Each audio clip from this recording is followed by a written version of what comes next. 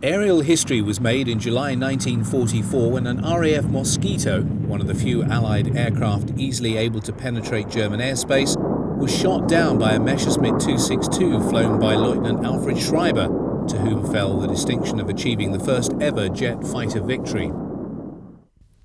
If the Me 262 represented the cutting edge of fighter technology in 1944, it was the consequence of early German interest in the use of jet propulsion for military aircraft. Indeed, in the Heinkel 178, which took to the air on August 27, 1939, Germany had flown the world's first jet aircraft. Power was provided by a jet engine offering a maximum of just over 1,000 pounds in thrust. In itself, the 178 at this stage represented nothing more than a technical novelty, having no military use. For Heinkel, it had, however, demonstrated the possibility of developing a jet-powered machine that could be employed for more militant purposes. Indeed, he had already initiated studies in 1939 for a twin-engine jet-powered fighter using two new and more powerful engines. The resultant HE-280 was, at the time of its first flight on April 2, 1941, undoubtedly the most advanced aircraft of its type in the world. Powered by two jet engines, each delivering nearly 1,300 pounds of thrust, the HE-280V1 achieved a maximum speed in tests of 485 miles an hour. The fitting of an improved turbojet was expected to raise this to 570 miles per hour. By the spring of 1942, the testing of a succession of prototypes had, in Heinkel's view, proven the concept of the 280. However, its fate was to be sealed by its engine. Heinkel's own design never produced the planned thrust, and switching to the Junkers U-mode turbojet meant employing the same engine as the Me 262. The latter, which was now flying, was deemed by the Luftwaffe to have greater potential, and on March 27, 1943, Heinkel was instructed to abandon the 280. Although the political leadership of Germany has been castigated for its failure to see the potential of jet aircraft and their positive impact on Luftwaffe's fortunes in the air, it must be remembered that in the first 2 years of the conflict, it was held that the war would be a short one. Consequently, Ernst Udet, seen here on the left, who oversaw Luftwaffe projects, and Hans Jescheneck, the chief of the Luftwaffe General Staff, were lukewarm towards these projects. In consequence, their potential was unrecognized until it was too late, and Germany's lead time lost forever. Even as Messerschmitt explored the turbojet, it was also carrying out development on a more radical approach to aircraft propulsion, by mating a Walter rocket engine to an airframe designed by Dr. Walter Lippisch of the German Gliding Research Institute. Messerschmitt flew the prototype of the Me 163A in the spring of 1941. As flown, it represented an evolutionary stage between the original glider airframe and the production Me 163B. Flying trials continued at the experimental station at Peenemünde, with the 163A soon demonstrating a remarkable performance, including a phenomenal climb rate and a top speed of 550 miles an hour. On one occasion, it was towed to 13,000 feet, cast off, and lighting the engine achieved a speed of 623 miles an hour. Once the aircraft had burnt off its store of fuel, it resorted to its original state of glider. This was to be a feature of the production variant, and it shared the prototype's very hazardous landing speed. The redesign of the A variant for service use saw the emergence of the production Model B. However, the heart of the design remained the problematic Walter rocket engine.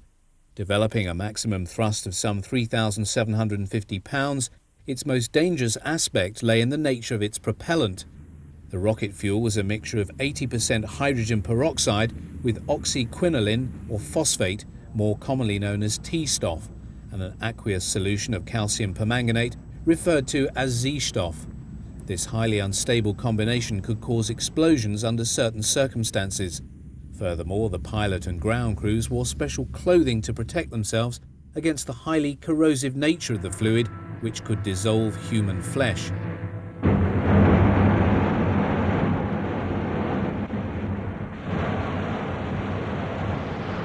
When tested on the ground, the engine was often cooled by water.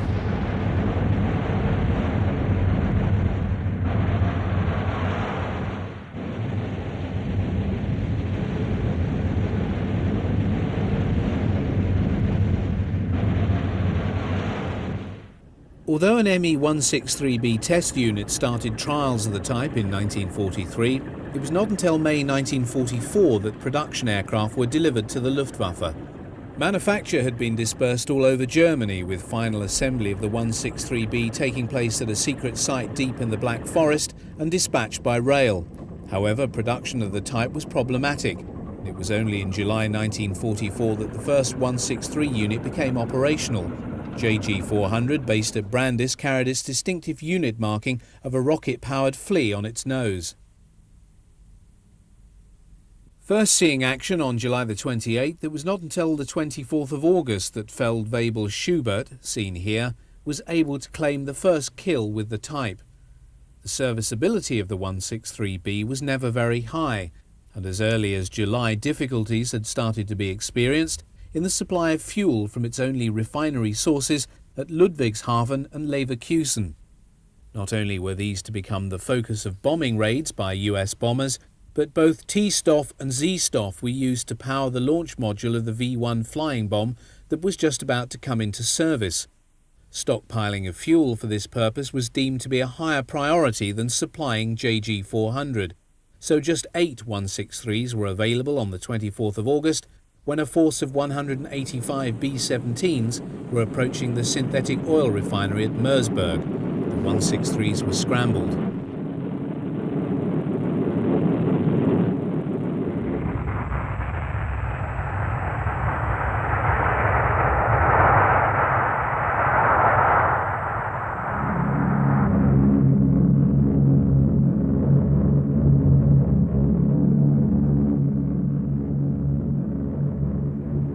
Having climbed rapidly to height and to the rear of the formation, the 163s closed on the fortresses and opened fire with their 30mm cannon. The rapid speed of approach made only a very short firing pass possible. Nevertheless, Schubert was able to down 2 B-17s. Once the fuel was exhausted, the 163 made a very fast return flight to the base by gliding.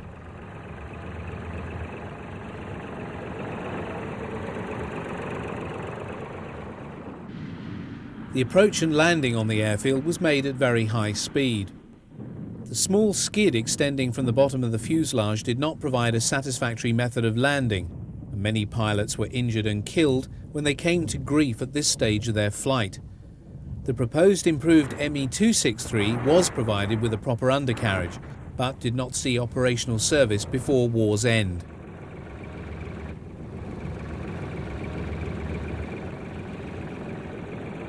Because of the danger from other returning 163, it was vital for each one that had already been landed to be recovered very quickly. A specially designed motorized trolley was provided for this purpose. It was provided with a hydraulic lift to raise the 163 and carry it back to its hard stand.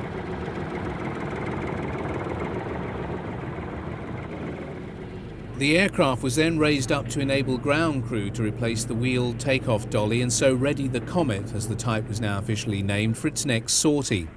Although much was expected of the 163, especially after the showing of the 24th of August, the hopes for the Comet were to remain unfulfilled. Indeed, the 4 B-17s shot down on that date marked the type's only aerial victories. Following the US bombing raid on the T and Z-Stoff refineries in September, the only fuel produced thereafter was diverted to service the V-1 programs, and the 163s of JG400 were left to stand forlorn and unemployed on the hard stand at Brandis, deprived of the fuel that could have enabled them to fight. However, the 163 was the most radical aircraft to see service during the Second World War. Acclaimed by many in Germany and beyond as the most formidable warplane of the Second World War, the Me-262 was to be the great white hope of the Luftwaffe that was never to be fulfilled. Although the first 262 airframe took to the air powered by a piston engine in 1941, it was only in March of the following year that the modified first prototype, fitted with prop and BMW jet engines, flew. With the rollout of the third prototype, the V3, came the first 262 to be fitted with more powerful alternative Junkers Umo jet engines. Due to the need to employ a hard runway, the 262 was transferred to Leipheim for testing, and it was there on the 18th of July 1942 that the first 262 to take to the air powered by jet engines alone made its first flight. Framed by the wing of a Gigant glider, the V-3 moved out on the runway to begin its takeoff run. At the controls was Messerschmitt's veteran test pilot Fritz Wendel. Uncertain as to whether the tail could raise itself off the runway, Wendel gently tapped the brakes, forcing the rear of the fuselage to rise. Within seconds, the 262 was airborne.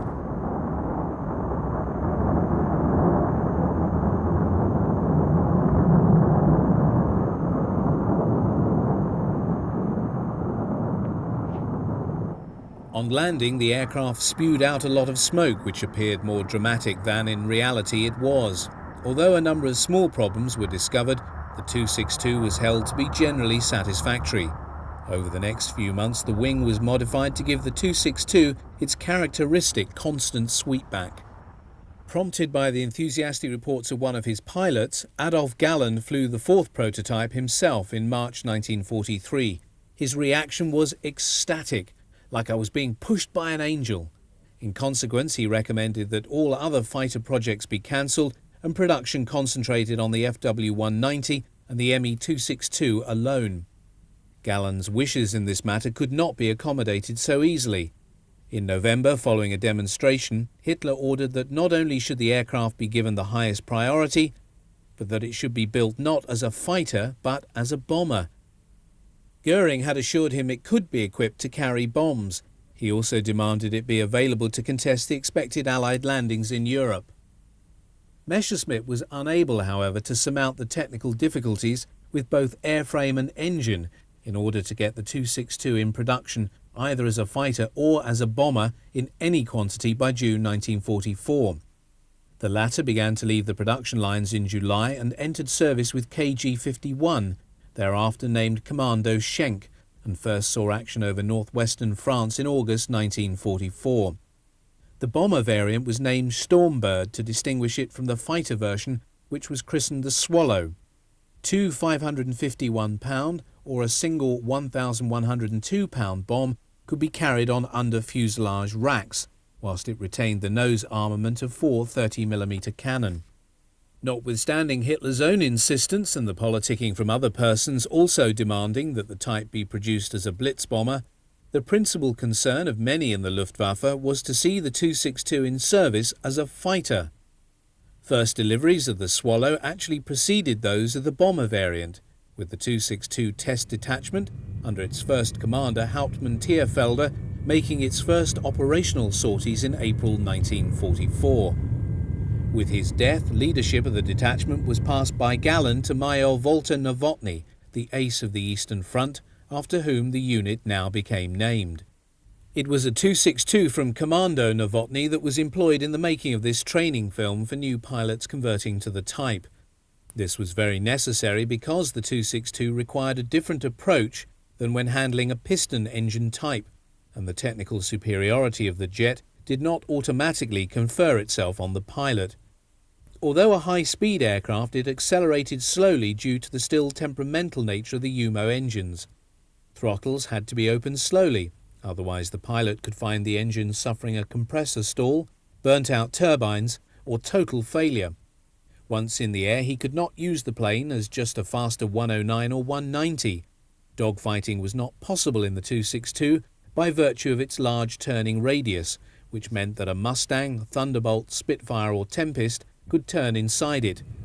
Diving attacks from the rear to gain speed would allow 262 formations to easily penetrate an enemy fighter screen and allow them to hit the big US bombers employing their heavy nose armament.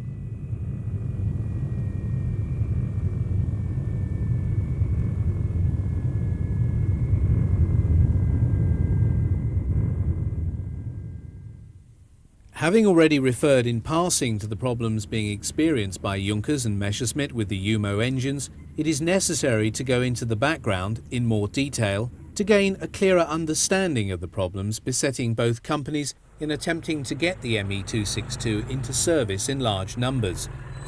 Although the importance of the Me-262 to the Luftwaffe's future had been recognised as early as June 2, 1943, with the go-ahead to release the type for production as a fighter, This decision had taken no real account of the severe technical problems still facing the manufacturers of the aircraft and its engines. Some measure of these can be gained by noting that 6 months after this decision had been taken, only a further 23 Me-262 airframes had been manufactured by Messerschmitt, and even these were not flying due to a lack of engines. Junkers was having very great problems overcoming just the technical difficulties with the engines without even beginning to grapple with those entailed in gearing up to produce them in the quantities needed to power not just the Me-262 but also the Arado 234 bomber. At the heart of Junkers' problems with his jet engine lay those generated by the declining war situation facing Germany, over which it, as a company, had no control and could not surmount. The UMO 004 jet engine was, at this time, the most advanced of its type in the world.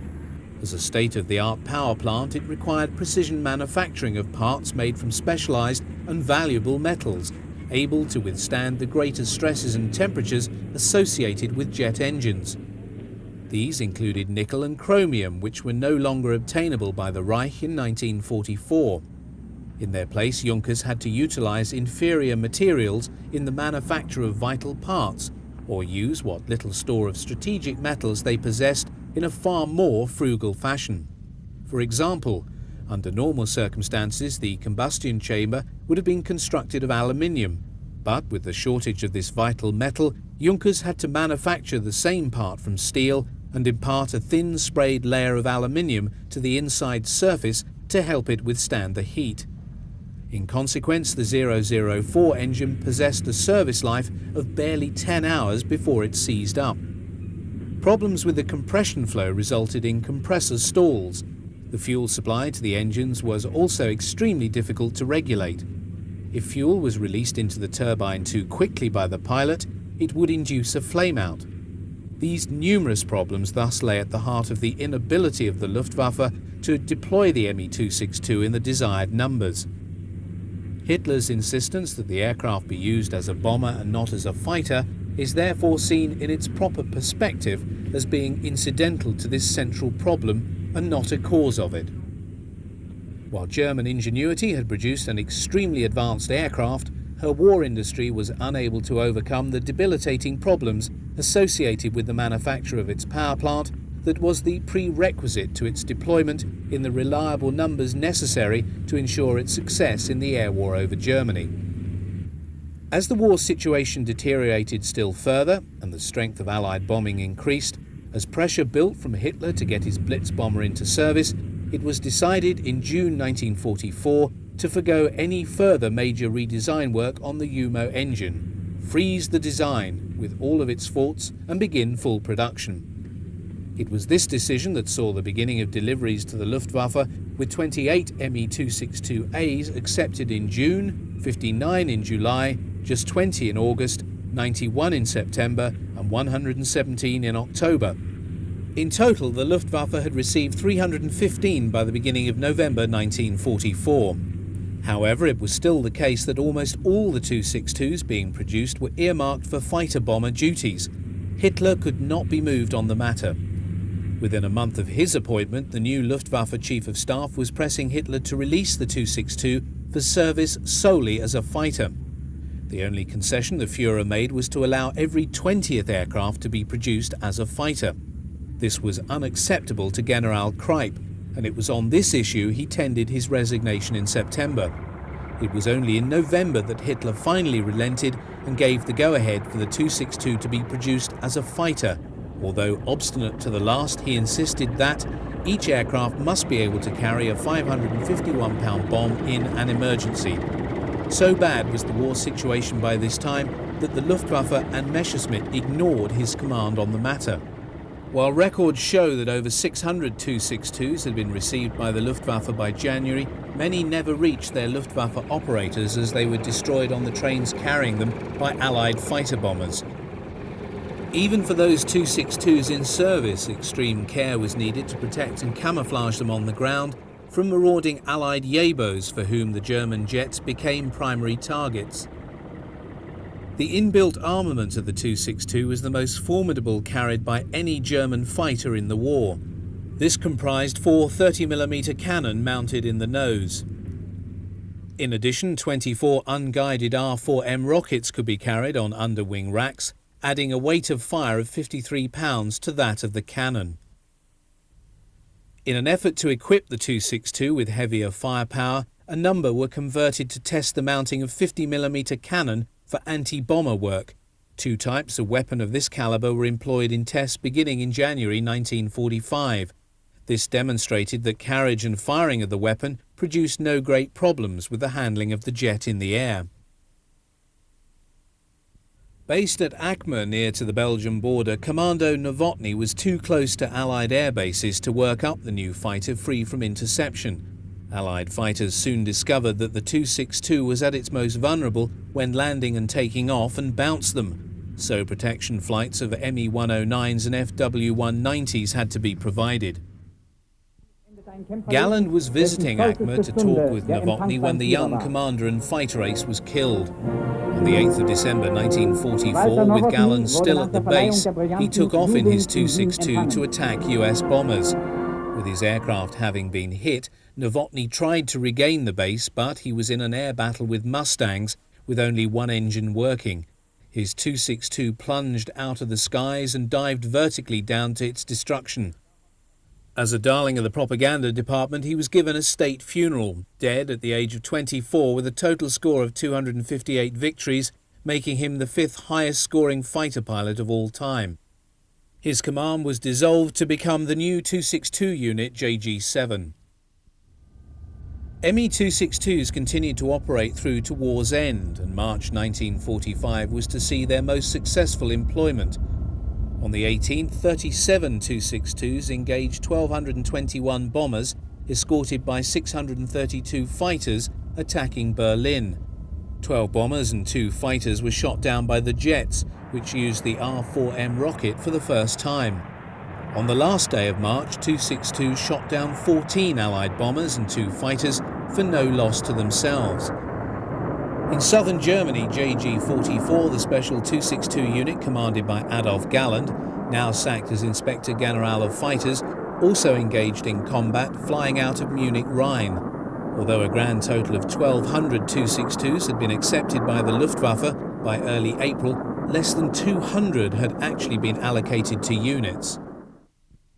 In this extremely rare piece of film, an Me-262A 1A/U3 Recce variant is seen just after its return to base from a photographic sortie.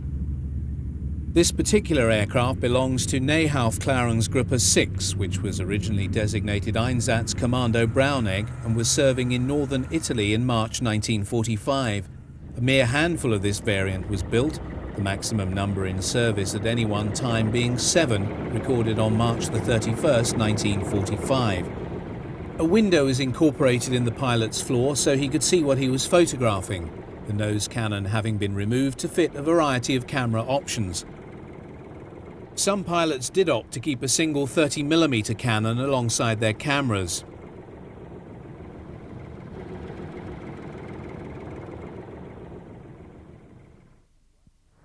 Arado's AR-234 was the world's first operational jet bomber. Its performance in the reconnaissance role in late 1944 and early 45 was to prove how right its builders were to christen their creation the Lightning, as it swept through Allied airspace with virtual impunity. Indeed, it was to satisfy a 1940 specification for a fast recce type that the 234 was designed. The prototype emerged in 1943 with high-mounted wings and a fuselage cross-section so slim as to preclude the fitting of a conventional undercarriage, the variant seen here being the later type. In the absence of a conventional retractable undercarriage, Arado had designed a 3-wheeled trolley that would attach to the underside of the aircraft. This led to the ungainly and militarily unpractical process of raising the whole airframe on jacks and then lowering it bodily onto the trolley. In the early days of testing, the 234 took off with the trolley attached, as can be seen here. For the pilot bringing the 234 back to land on the trolley, the whole experience was decidedly unpleasant and very dangerous. The sink rate of the aircraft and the fairly high spring in the suspension of the trolley led to a very bumpy ride down the runway, with very little control being exercised through the brakes.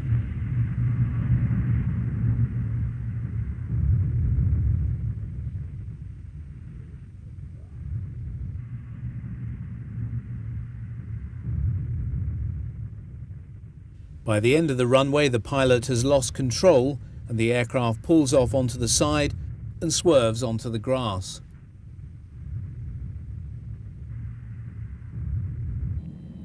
The test aircraft was then flown once again, employing the trolley for takeoff.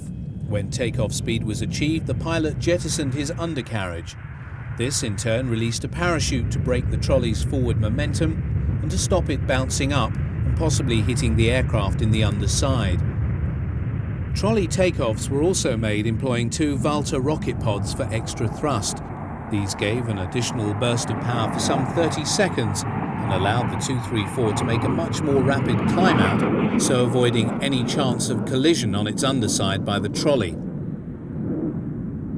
Once in the air, the 234 demonstrates the turn of speed that made it so difficult for Allied fighters to intercept.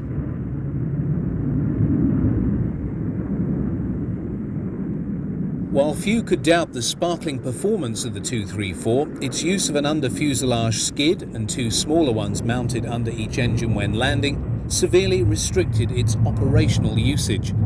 It was thus accepted that the Arado 234 would need to be redesigned to enable the fuselage to accommodate a more conventional retractable undercarriage. The V8 model of the 234A was equipped with 4 UMO engines to serve as a testbed for the proposed 4-engine C model. This would have the same airframe as the B variant, but would mount 4 UMO engines. The 8th prototype of the AR234 was also the first produced to the B specification. This was constructed with a slightly wider body that allowed a strong but narrow track nosewheel undercarriage to be fitted. Taking to the air for the first time on March 10, 1944, the 234B became the first production model, with deliveries to Sonderkommando Gotz taking place in September 1944. Aircraft from this unit were employed to fly over southern England. In the meantime, 2 of the earliest skid-equipped A models had already shown their worth by reconnoitring the Normandy bridgehead without interception. The bomber variant of the 234 first saw service with KG-76 in the Ardennes offensive and undertook abortive raids against the Remagen Bridge in early 1945. The bulk of the 274 built were B models. The Me-262 and the AR-234, in whatever variant, were 2 of the most remarkable aircraft to see service in the Second World War. When the Allies plundered the design offices of Germany's major aircraft companies, they found designs for a huge number of jet aircraft, many of whose features would find their way into the first generation of post-war jets.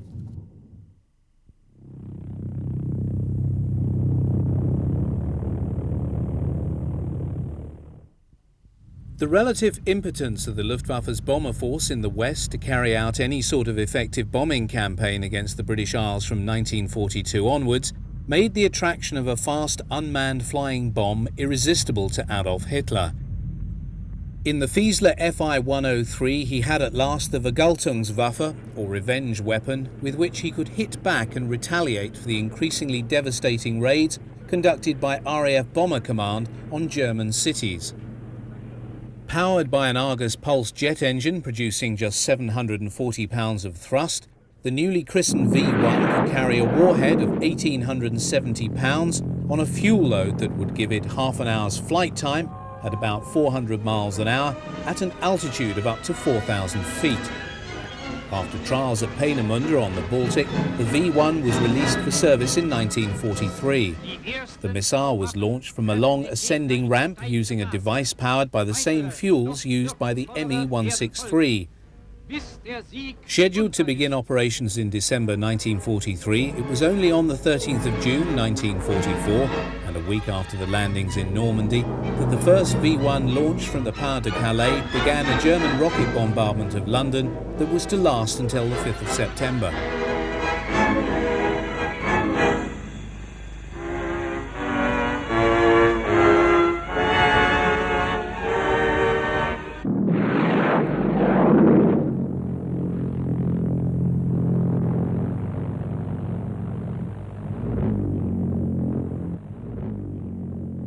first missile to reach the environs of London crashed on empty ground. In the face of a mounting campaign of robot bombardment, British countermeasures focused initially on the provision of massed anti-aircraft batteries along the approach routes of the planes. Detachments of heavy 3.7-inch anti-aircraft guns, supported by the lighter 40mm Bofors, expended large quantities of ammunition in their bid to shoot down the V-1s. Although sometimes successful, the number of hits increased only when radar was able to provide fire control for the guns. A measure of the intensity of V-1 operations was that, in their second period of launchings between the 15th of June and the end of that month, no fewer than 2,442 were launched at London. Crashes and guns accounted for about one-third of these over the Channel. Another third either crashed or were brought down over southern England, while the remaining third, approximating to about 800 missiles, impacted on targets in and around London. For the inhabitants of southern England and London, the arrival of a V-1 was signalled by the growing growl of its Argus pulse engine, which prompted the natives to nickname the type the buzz bomb. The psychological effect of the weapon was enhanced by its totally indiscriminate nature. It fell to earth only when its fuel ran out, this being signalled by its sudden silence before it impacted with the ground in a great explosion. Although the populace of London displayed the same stoicism as in the Blitz of 1940-41, the V-1 still accounted for 2,441 deaths and 7,107 cases of serious injury during the campaign, as a result of an average of 53 missiles being launched each day against Britain's capital city. Even so, British intelligence was able to shift the targeting of the V-1s by feeding false information of damage to the Germans to help ease the bombardment. Aerial countermeasures provided by the RAF against the V-1 included the first use of the Gloucester Meteor F-1 jet fighter. Piston engine types employed to shoot down the robot aircraft included the superlative Hawker Tempest and Spitfire Mark 14s, with the latter responsible for shooting down over 300 of the buzz bombs. Restricted as they were to launch sites in the Pas-de-Calais by virtue of the limited range of the V-1s, the initial fixed ramps had been targeted and destroyed by Allied bombing even before D-Day. With the capture of that region by British and Canadian ground forces in September, the V-1 bombardment ended. However, the suffering of London was not yet over, as the Germans began use of a new weapon. Although the V-2 rocket, more properly known by its A4 designation, was an Army rather than a Luftwaffe project, it has a fitting place in this account of Germany's most advanced airborne projects during the Second World War. Rightly regarded as the instrument which gave birth to the modern rocket age, and the product of Nazi Germany's largest and most expensive military program, it truly represented the cutting edge of that nation's technology during the conflict. However, Albert Speer, the Third Reich's former Minister for Armaments Production, when reflecting on past events in the quiet of his cell in Spandau prison while serving a 20-year sentence for war crimes, candidly admitted that, notwithstanding the technical brilliance of the A4 program, it was, from a military and industrial point of view, a profound waste of Germany's resources. Having its origins in pre-war research, the program to develop a long-range rocket was to occupy thousands of scientists and army personnel on the secret testing ground at Peenemünde on the Baltic for many years. Progress in the light of the very advanced technical hurdles to be surmounted in the creation of such a new weapon was slow, and early prototypes of the A4 often came to grief.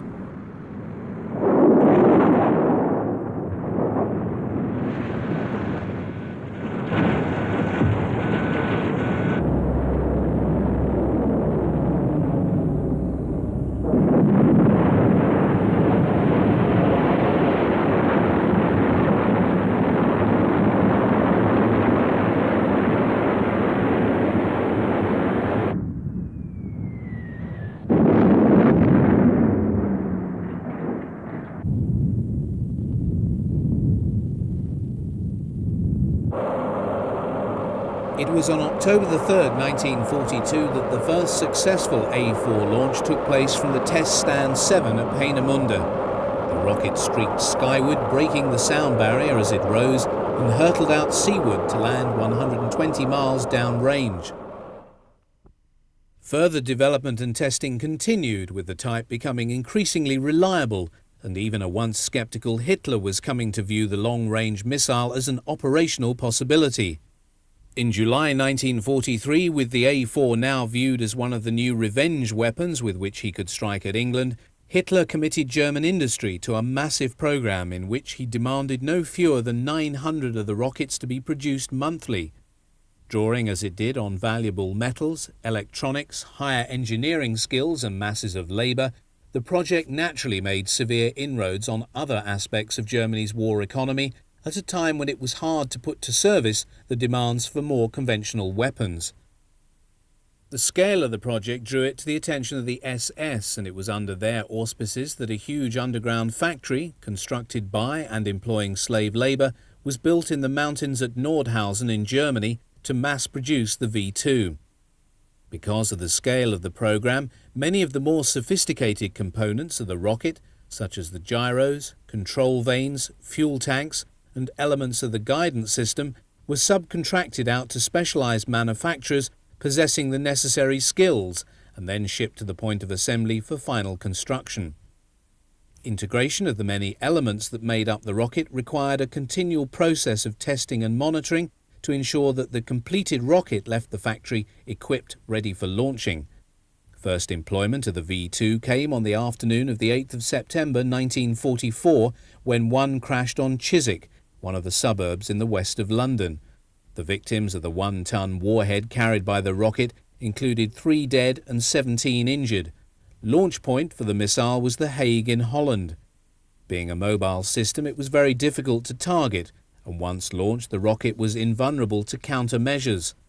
Over the next 7 months, the Germans were to launch 1,054 rockets on London, killing 2,700 people in the process. No Allied military resources were diverted to deal with the weapon, and contrary to Hitler's expectations, had no appreciable impact on the course of the war. What now follows is a detailed presentation of how the rocket was deployed and fired by the launch team. We begin the cycle with a V2 in the final stages of assembly. A technician working on the rear or bottom of the missile uses test equipment to check over the status of the rocket motor prior to the bottom fin section of the rocket body being placed over the power unit. Testing at this stage of the process is vital, as once the body shell is placed over the rocket, it will not be possible for the launch team in the field to get at the internals should there be a problem. Already in the field are elements of the launch team. A heavy-duty 4x4x2 Zugmaschine tows the all-important liquid oxygen fuel container. Another vehicle tows a mobile generator.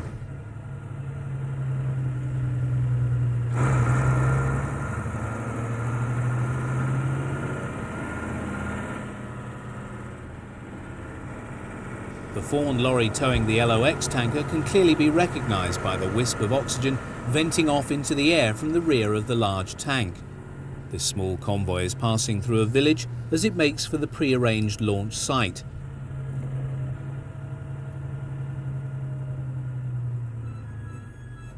The V2 was a large piece of equipment and was at its most vulnerable when being moved from its place of assembly and completion to the front by rail.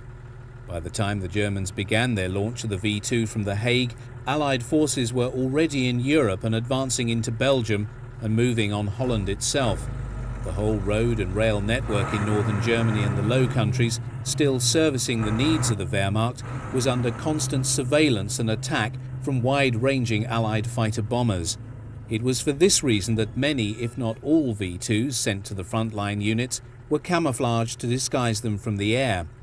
Clearly, those we are seeing here, being coloured in large sections of black and white, are test rockets, and the film has been made as an exercise for instruction purposes. That notwithstanding, what is seen here is an accurate depiction of the whole process used by all V2 launch teams in their preparation of the rocket, from its arrival at the railhead through to its actual launch, and is therefore characteristic of all launches of the V2 undertaken during the bombardment of London and later still of Antwerp.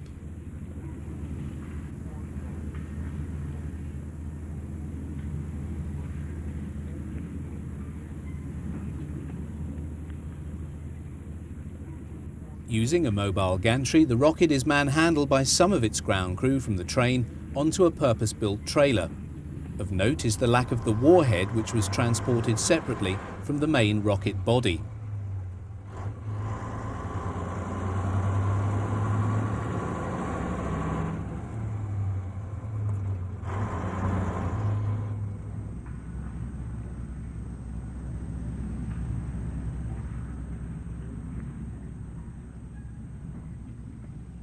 At a site well away from the railway siding, the rocket armourers take off the seal covering the nose of the V2 and prepare to fit the actual warhead. This is found in its own sealed container section, which is raised up to the nose of the rocket body using a chain and tackle located on another mobile gantry and then offered up to the nose.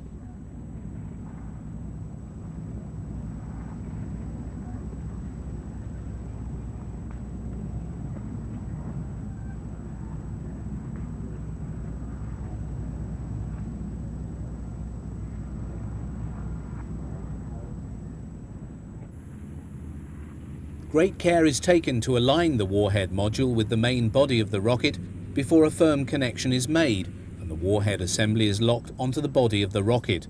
The warhead weighs 2,150 pounds. Elsewhere, other members of the large V2 crew raise another telescoping trestle.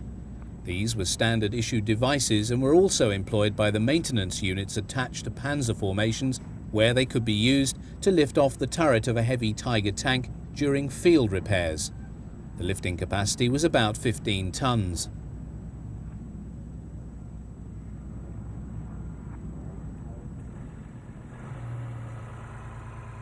With the warhead now fitted, the Vorn Zugmaschinen pulls the V2 up and underneath the newly raised field gantry.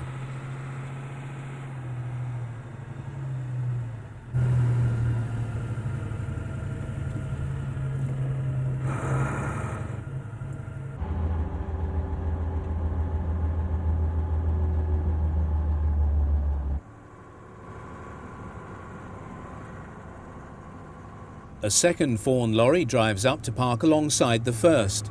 It pulls the specialised trailer which is used to carry the now assembled V2 to its launch site, and once there raise it so that it can be placed on its pre-sited launch platform.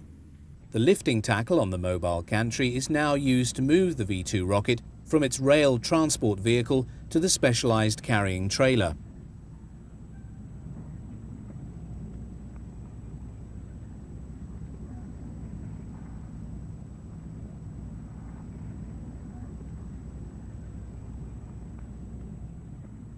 The slow progress of moving the rocket from one trailer to the other is indicative of the delicacy used by the ground crews in moving the missile.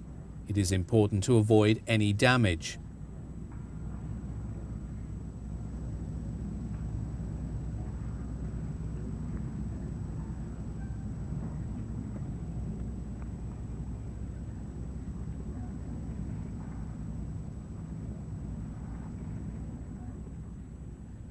Great care is exercised by the crew in locking down the V2 into its carrying cradle. Although empty of fuel, the warhead is now fitted and everything is done to prevent the missile parting from the cradle in the event of an accident. As can be seen, the rocket is securely locked into the framework of the carrying trailer.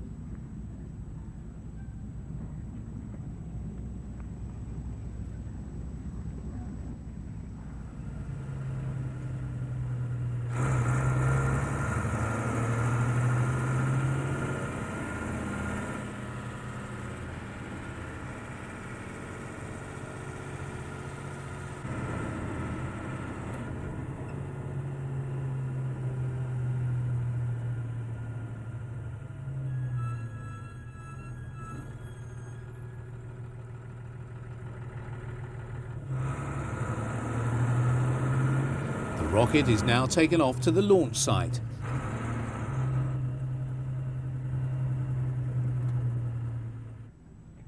At the railway halt, another detachment of the crew responsible for the specialised task of fuelling the rocket arrives to connect the pump that will enable transfer of the liquid oxygen from the sealed railway container holding the cooled fluid into the mobile container, from whence it will be pulled by lorry to the launch site of the V2.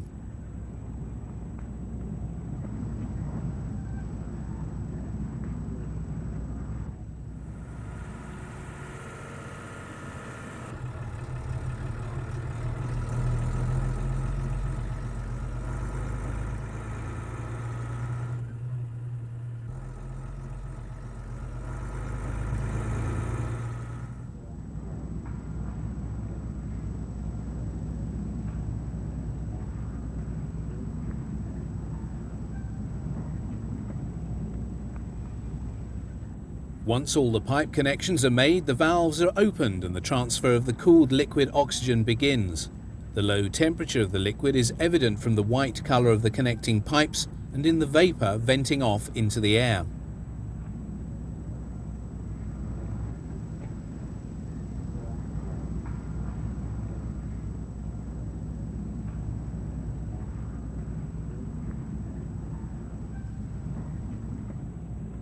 At the chosen launch site, another Vorn Zugmaschinen pulls a trailer which carries the launching base for the V2.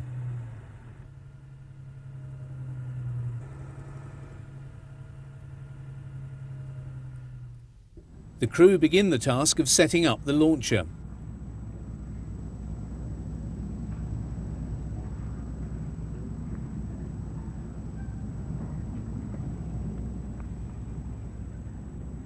On each corner of the launch platform is an adjustable telescoping support. They are lowered by crank and placed onto the ground in preparation for the arrival and erection of the rocket. While this particular exercise clearly employs a hard stand, which makes the task easier, in actuality the mobility of the V2 permitted it to employ any fairly level clearing in a forest to launch the rocket. In order to stop the whole edifice from sinking into the ground or toppling over, railway sleepers or lengths of steel girder were placed onto the ground. The crew would then rest the 4 supporting jacks of the launcher on these. Such methods were used in erecting the launchers in The Hague.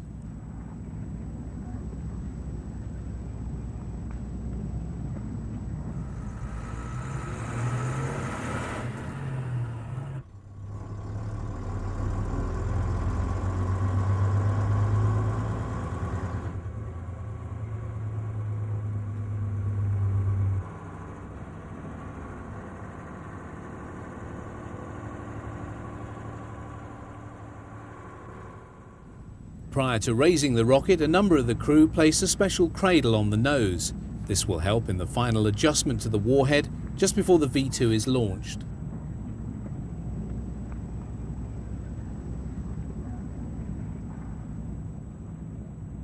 The Milewagen is then winched towards the launching platform by the Vorn towing vehicle. This has parked itself behind the launch platform. Cables are run through to the Milewagen and it's pulled towards the launching pad. Having reversed the trailer so that the base of the rocket faces the launch platform, the Vorn then disconnects itself and leaves it up to the ground crew to literally pull and manhandle the trailer and V2 so that it arrives in exactly the correct position for raising. This process is then carried out employing the hydraulics on the trailer itself. This is a slow process as it's vital that the base of the 4 fins of the V2 align totally with the bottom of the launching platform.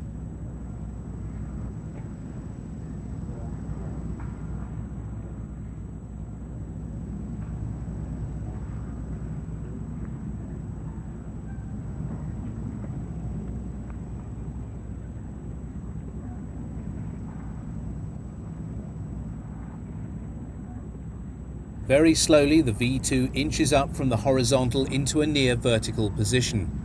Very great care is exercised during this procedure.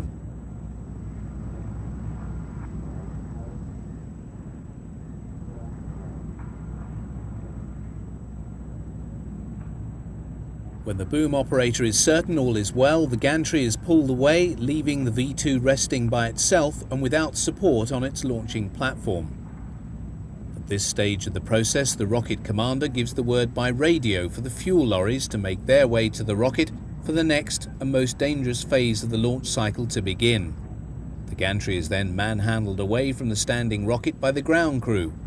They also check that all is well by a quick but expert examination of the rocket and platform. Civilian surveyors attached to the launch team use their theodolites to ensure that the missile is correctly aligned to the vertical, as even a slight deviation could affect the path of the rocket through the air and thus its accuracy.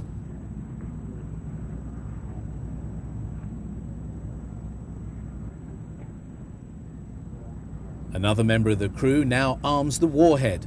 Although fitted earlier, this particular exercise was not carried out. Down below, the mobile generators are brought up to begin powering a number of the rocket's internal systems, such as the turbopumps, and help in the fueling process, which is due to begin shortly. The fueling pipes are being connected. The liquid oxygen tank on the V2 has a capacity of 12,200 pounds and is mixed with 9,201 pounds of ethyl alcohol and 379 pounds of hydrogen peroxide to enable the rocket to generate the 55,000 pounds of thrust needed to propel it on its journey. Following the liquid oxygen, the last important ingredient is the sodium permanganate, which is added to the lower fuel tank at the bottom of the rocket.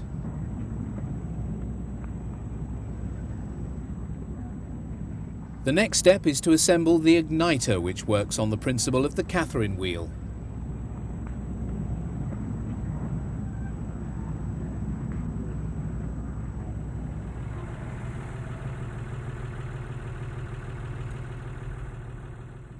Activity around the site is now much greater as the time for the launch approaches.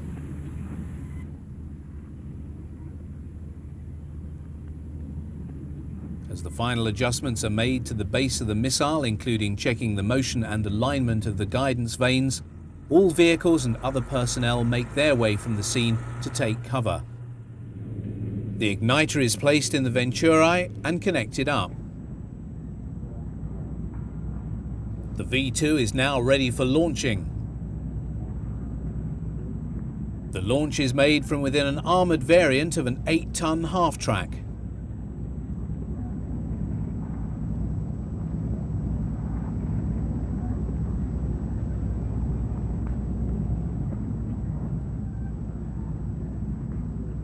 Schlüssel steht, aufschießen.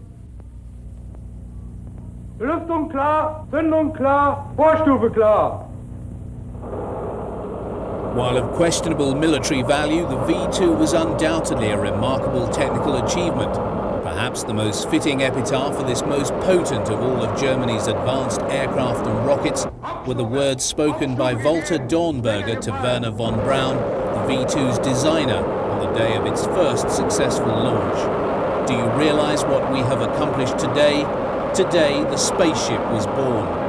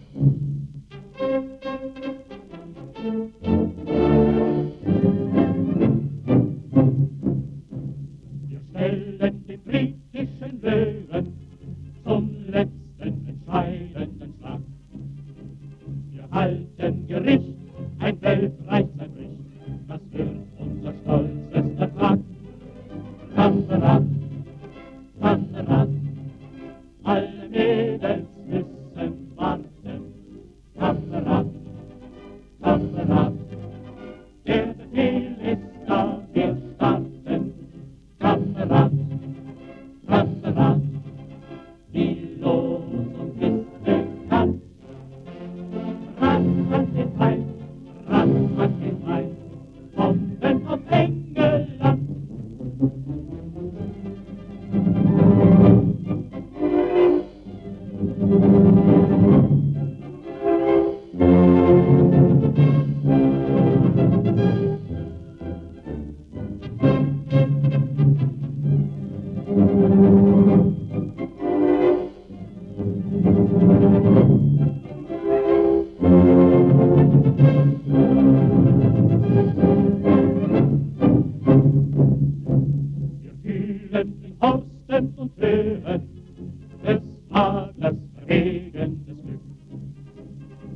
steigen zum Tor der Sonne empor.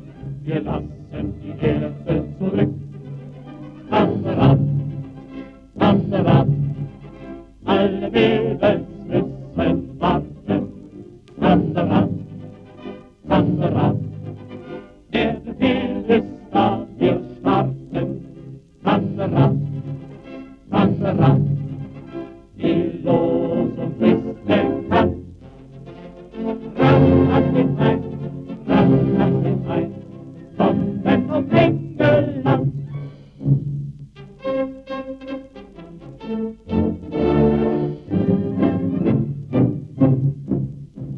Wir stellen die britischen Löwen zum letzten entscheidenden Schlag. Wir halten Gericht, ein Weltreich zerbricht, das wird unser stolzester Tag. Kamerad, Kamerad, alle Mädels müssen warten. Kamerad, Kamerad, der Befehl ist da, wir starten. Kamerad, Kamerad, die Losung ist bekannt. Ran an den Main, ran an den Main, kommen vom Engelland.